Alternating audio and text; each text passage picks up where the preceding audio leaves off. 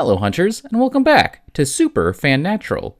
Hunters, as you may be able to discern from the name of the show, Supernatural is a fantasy series filled with all sorts of creatures, concepts, and characters that don't exist in our world.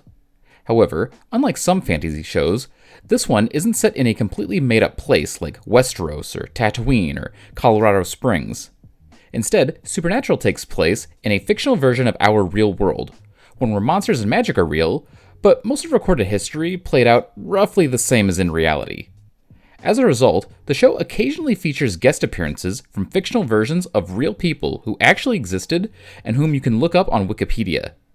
Now, when I say that these are fictional versions of famous folks, I don't just mean that they're played by actors. No, if a real person appears in Supernatural, it means that their story has been rewritten to include, well, the supernatural. They end up crossing paths with the Winchesters because this version of them has either faced off against a paranormal entity, or they eventually became one themselves. Some of these famous faces are so well known that virtually anyone watching is going to have heard of them before. However, there are also a few who are a bit more obscure and whom many fans may not even know were based off of real folks. In this video, I'll list every single character in the show who's meant to be a representation of a real famous or historical figure, and I'll compare their in-universe history and lore with the known story of the real deal. This isn't going to be an in-depth historical lesson or anything, just a quick comparison to see how much the writers had to make up. As with many of my videos, I have conditions for who gets to be on the list. The first is simple. They have to have been a real person documented to have existed in our world, meaning no legendary figures like Cain or Adam. Next, the person in question has to actually be themselves and not some kind of illusion or disguise. For the most part, this really only applies to the episode Fallen Idols, where the pagan god Leshy takes on the forms of Abraham Lincoln, James Dean, Mohandas Gandhi, and Paris Hilton.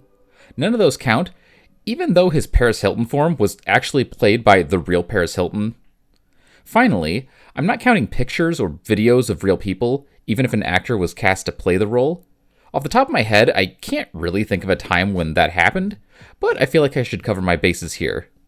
The first guest appearance by a real historical figure happened in the Season 2 episode, No Exit, when the Winchesters help Joe investigate an apartment building haunted by the ghost of America's first serial killer, H.H. Holmes. In the episode, Holmes is described as a conman who built a hotel in Chicago with a number of secret chambers and passages that he used to capture and kill at least 100 guests, with a particular eye for young women. He was eventually caught and taken to Philadelphia, where he was hanged. However, his ghost would go on to haunt the apartment complex that was built next to his execution site. As a spirit, Holmes was extremely creepy. He would target young blonde women who rented rooms in his haunt, and after watching and toying with them for a bit, he would eventually take them into this weird chamber in the sewers beneath the building. After figuring out who the ghost is, the team realizes that they're not going to be able to salt and burn his remains because they were encased in cement so that people couldn't, well, salt and burn them. In the end, they managed to trap him in a ring of salt down in the sewer, and to make sure he's never freed, they seal up the entrance with concrete. So, how much of that is accurate? The real HH was a serial killer. However, his story isn't quite as sensational as the show and many other real-world sources suggested. Holmes, whose real name was Herman Mudgett, was a conman and did own a 3-story building in Chicago where he murdered several people, and by all accounts, it did have a weird layout as well as several hidden rooms. However, this place is commonly described as an insane labyrinth full of things like trap rooms and gas chambers, and on my end at least, I couldn't find a reliable source to confirm the crazier features. It's mostly just books and websites saying that they were real. Another exaggeration seems to lie in Holmes' number of victims. As in the show, many people claim that he ganked up to 200 folks. Yet, when you look into it, you have a hard time finding reliable sources to corroborate that. Mudgett confessed to 27 murders, and through the years, there have been a handful of missing people who have been hypothesized to have been got by the guy, but there's no real hard evidence for triple-digit death lists. His body was buried in concrete in order to prevent desecration, which I'm pretty sure is what inspired the writers to use him in the first place. The next historical figure to make an appearance is actually really important to the show's lore, that being Samuel Colt. Colt is first mentioned in Season 1, where he's credited with making a magical revolver that, allegedly, could kill almost any supernatural creature. It comes up again in Season 2, where he's stated to have been responsible for a series of churches and railroad tracks that form a gigantic devil's trap in Wyoming, meant to keep demons away from a devil's gate at its center. The man himself finally appears in Season 6, when the Winchesters travel back to 1861 in order to hunt down a phoenix. Sam meets with Sam in order to get a hold of the magic gun, and after some convincing, Colt agrees to lend him the revolver. They manage to kill the phoenix. However, before they can collect the ashes, they get pulled back to the present. But fear not. Colt saves the day again. Using information from Sam's phone, he managed to arrange for the ashes to be delivered to the team in the present in a clear homage to Back to the Future Part 2. Also, this episode confirmed that Colt was a seasoned hunter. I mean, you could kinda assume that based off of his inventions, but here it was fully confirmed. So how does this borderline mythical figure stack up to the real story? Well, the real Colt was actually an inventor and gunsmith. Obviously, there's no evidence of him ever creating a magic gun, but that doesn't mean that he was randomly picked to be part of the show's lore. Colt didn't invent the revolver, but he and his company did revolutionize them by introducing modifications that made them easier and more reliable to shoot. He also pioneered the production and use of interchangeable parts, which made the revolver easier to produce and repair. So yeah, he was pretty influential in the field of firearms. I couldn't find any evidence of him being in the railroad business, but that doesn't mean that he was exclusively a gunsmith. The real Colt was also in the mine business, not the black lung kind, the underwater explosive kind, which I personally feel should have been worked into the show somehow. One thing that's kind of weird about the show's version of Colt is that the one time we actually see him, he's played by an actor in his 60s, while in reality, Samuel Colt was 46 at the time of the cameo. Also, the show's version was living alone out in the woods, which would have made it kind of hard to run any of the factories he owned in real life, factories that would have been working overtime to make guns for that little civil war that was going on. Maybe the show's version was just taking some R&R away from the press, considering his real-life counterpart was getting in hot water for selling firearms to the South, which ultimately led to him being commissioned as a colonel 2 months after the events of the episode Frontierland, though he didn't end up going into battle. Colt wasn't the only famous face to cameo in Season 6, as the show decided to expand on the history of famous horror novelist H.P. Lovecraft. In the show, Howard didn't just write about creatures from other dimensions. He actually believed that they existed. One night he organized a dinner party where he and his guests performed a ritual to try and open a door to another dimension so that they could sneak a peek at some of the hot alien monsters. It worked, and the party successfully punched a hole into the monster afterlife purgatory. We don't know what they saw. However, nobody noticed when an invisible creature slipped through the door and jumped into a maid's body. This monster would go on to slaughter every member of the dinner party, and on March 15th, 1937, Lovecraft himself would get cut down. So I'm sure most of you know who H.P. Lovecraft is. But in case you don't, he's the guy who invented Cthulhu, along with a whole mess of other alien monstrosities. If you ever hear something described as Lovecraftian or cosmic horror, it's because people are comparing it to his work. He's considered one of the most influential writers ever, which is kind of crazy since his work didn't really get popular until years after his death. You don't have to feel bad for him though, because the guy was pretty racist, to the point that he compared race mixing to humans breeding with fish people. So he didn't have great views on race, but did he try to open a gate to another world? Well, there's no record of anything like that. And while it's a little difficult to pin down his exact views on things like life on other planets or other dimensions parallel to our own, it doesn't seem like he really believed in magic or sorcery. So then why was he written like that? Probably because the motif of foolish people opening doors to worlds they don't understand is all over his work. So why not have the author himself fall victim to it? Also, the real Lovecraft wasn't murdered, he died of cancer, though the show did get his death date right. Next up, we've got a 2-for-1 special as we discuss the villain of the Season 7 episode, The Mentalists, Margaret Fox, and her sister Kate. The Fox sisters were famous psychics who performed stage tricks in the psychic capital of America, Lilydale. However, unlike most of the town's performers, the Foxes had legit psychic powers, such as telekinesis, foresight, and mediumship. The duo would become super famous for their psychic performances, though of the two, Kate was significantly more popular. Years after their deaths, another real psychic would dig up Margaret's bones and bind her spirit, essentially turning her into an attack ghost that he could sick on his competitors. However, the binding wasn't really necessary, because apparently, Margaret was eternally bitter about her lack of notoriety, and so she was perfectly willing to just take out fake psychics. Her sister would try to warn the victims by giving them visions of their deaths, which was a strange decision.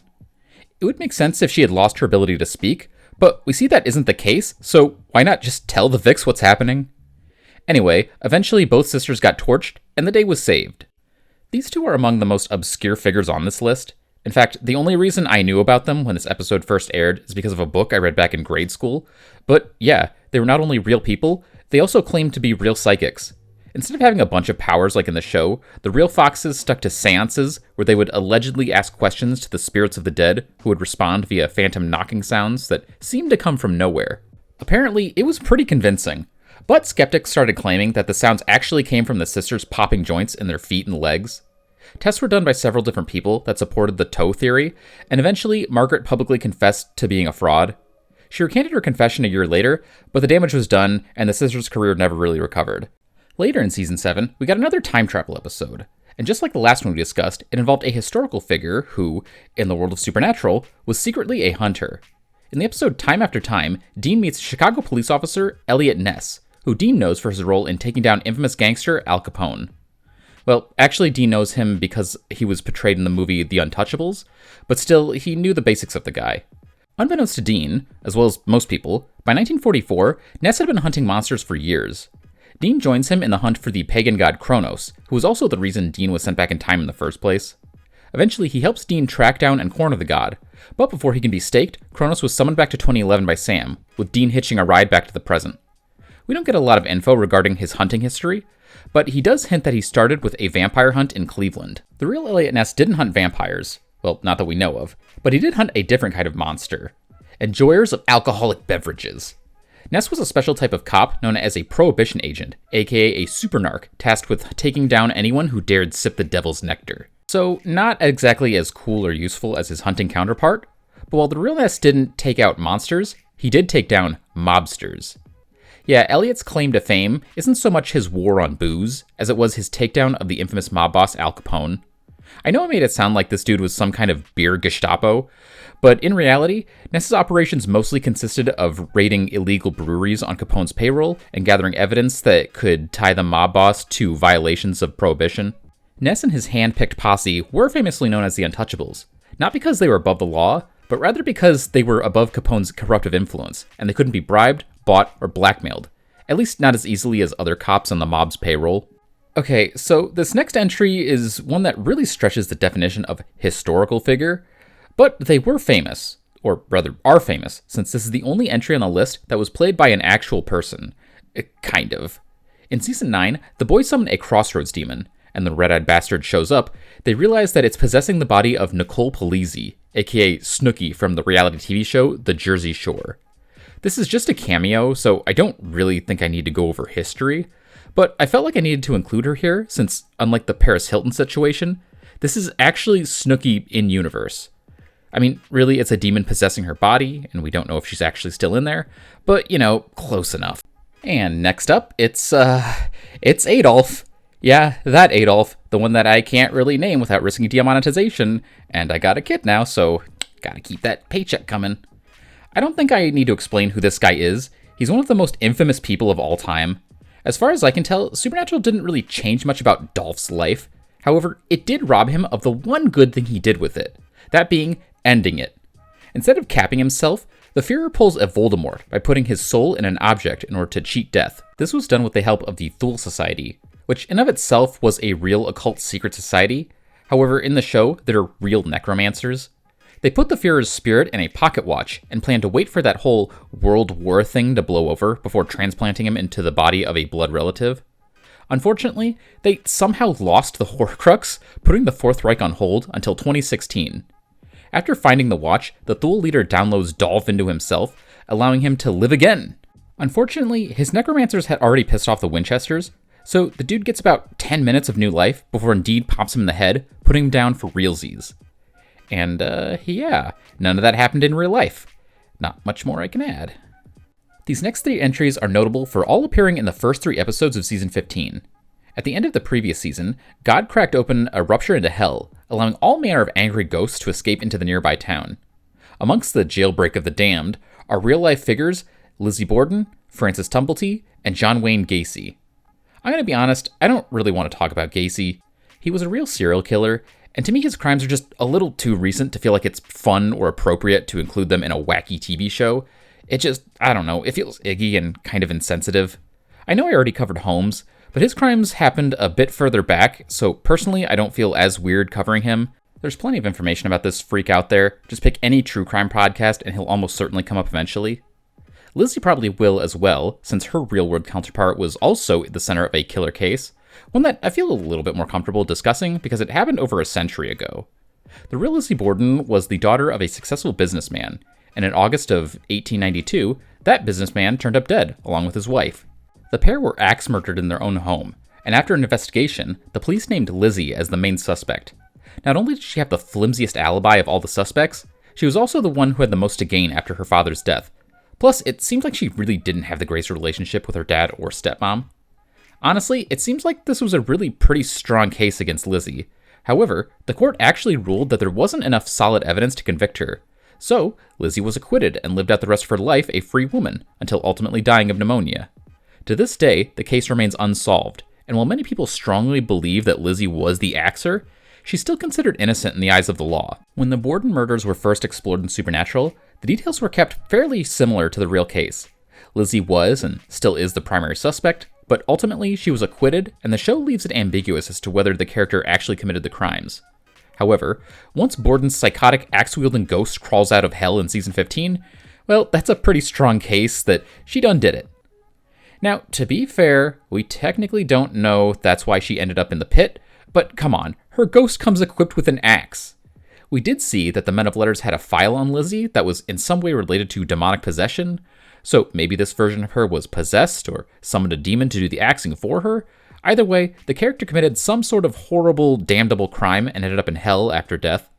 As a ghost, she's not really much more than a random enemy to fight. She doesn't talk, and we don't get any details about her life, so there isn't much more to compare here. That just leaves us with the most famous figure to ever appear in Supernatural, Francis Tumblety. If you don't recognize the name, I don't blame you. I certainly didn't know that this was a real dude during the first watch through. Within the canon of Supernatural, Francis Tumblety was the real identity of Jack the Ripper, which they say in the show, but I just figured they made up an identity for the figure, but nope. We don't get many details about his earthly life, just that he apparently hooked up with Rowena at some point, though he wasn't aware that she was a witch. After his death, Tumblety was sent to hell until he managed to escape through the rupture and return to the land of the living. During the Ghost-pocalypse, Francis took on a kind of leadership role as he rallied the damned to join forces and fight back against the Hunters. For a while, his authority was subverted by the poor, unfortunate soul of Kevin Tran. However, once the Ripper reveals that Kev isn't actually a super hardcore psycho, Francis is able to convince the other ghosts to ramp up the attack. He manages to nab the soul catcher from Rowena by possessing Catch, but in the end, he gets ejected, absorbed into the crystal, and sent back to Heck with the rest of the damned. Because we're given so little info about the show's version of Frankie T, we really don't have much to compare in regards to the real deal. I will say, it's a bit weird that the character speaks with an English accent, considering the actual guy was an Irishman who moved to the US fairly early in his life.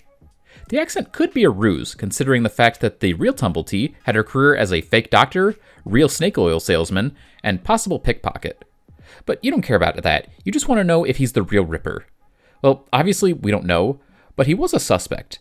I only did a little research on the dude and his relationship to the murders, but it seems like the main reasons for his suspicion were that he was a generally sleazy and misogynistic guy who fancied himself a doctor, he was known for collecting body parts for less than scientific reasons, and the timing of the murders coincides nicely with his stint across the pond.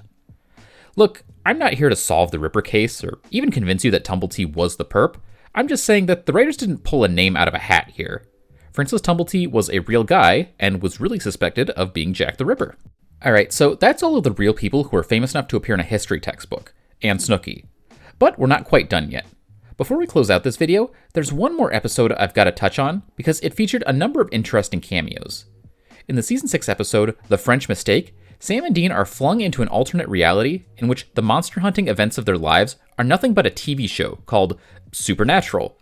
Very meta. In fact, it's by far the most meta episode of the series, and that's kind of saying something.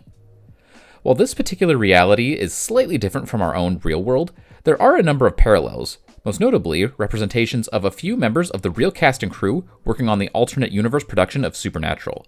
Some of these fictional facsimiles were represented by actors. Others were played by the real deals. But either way, I'm going to wrap up this vid by quickly pointing out all of the doppels of real people. Full disclosure, I got most of the info for this section from the Supernatural Super Wiki, so please direct all of your praise and criticism to the folks who worked on that. First up, we've got Misha Collins and Genevieve Padalecki, aka Castiel and Ruby 2.0, just straight up playing fictional versions of themselves. Personally, I can't attest to how accurate these portrayals are to their real personalities, but I can confirm that yes, Sam and Ruby's actors are actually married in real life, and yes, some of fake Misha's tweets did end up on real Misha's Twitter. Also, to the best of my knowledge, the real Misha Collins wasn't fatally stabbed in an alleyway back in 2011, but admittedly, I kinda skimped on the research for that part. These are the only two cast members to play themselves, well, as long as we're not counting the photos and videos of That World's Jared and Jensen. But there were a few members of the crew who took the opportunity to turn themselves into characters. The guy who brags about coordinating the fake show's stunts was played by the real show's actual stunt coordinator, Lou Bolo, and the two guys practicing fights in the background are played by Jared and Jensen stunt doubles, Michael Carpenter and Todd Scott. Besides those dudes, the rest of the production team was played by actors, though some of the characters are based on real people.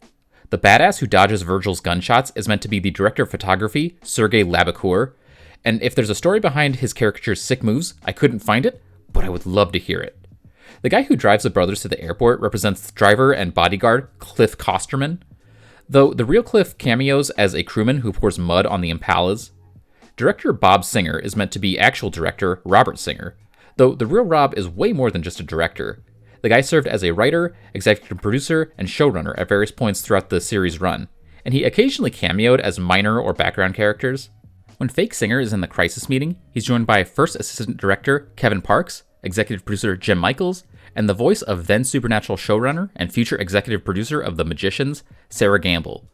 The team ultimately decides to call in help from a guy named Kripke, who's meant to be Eric Kripke, the man who created Supernatural, along with another long-running and highly acclaimed show, a little production known as Revolution. In the end, that universe's Kripke, Singer, Parks, and Bolo were gunned down by the angel Virgil, and as far as I'm aware, that didn't happen in real life.